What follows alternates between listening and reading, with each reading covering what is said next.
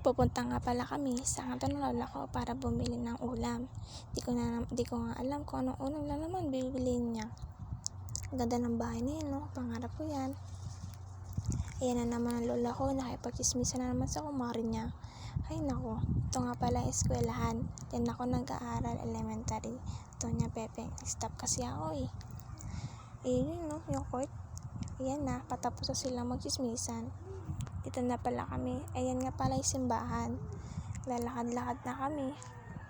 Bibili na kami ng ulam. Ito na naman lola ko. Ay nako, nakapagchismisan na naman. Hindi man na siya makabili. Ayun yung tindahan, no? Lapit na. Ayan, no?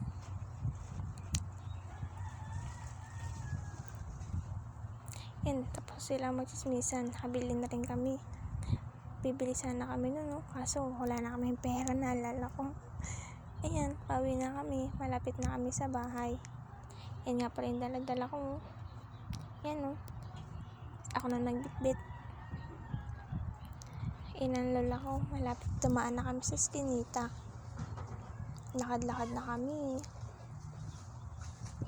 Habang nag-alakad nga pala kami, may sinasabi siya. Bakit smoso talaga nitong lola ko? Kung ano pinagsasabi, hindi ko maintindihan. Oo na lang ako ng oo.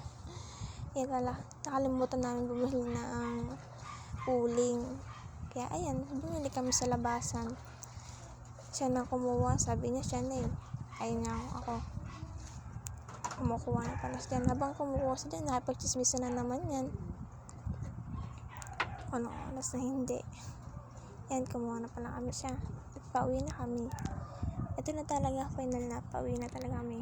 Kitang-kita mo lola ko. May sinasabi pa. Ay, pakit ka dyan. Pangit mo. Yan na pala kami.